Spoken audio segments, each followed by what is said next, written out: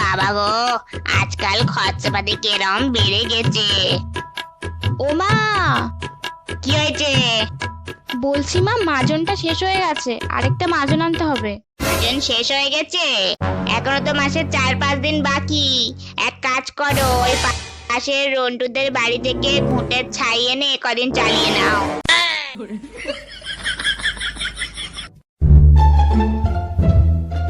কি হলো, চ্যানেল আসছে না কেন?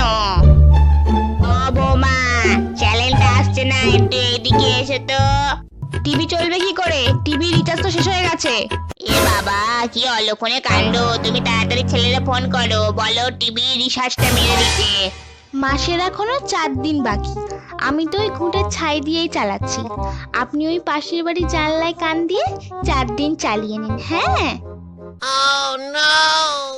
Oh no, no, no.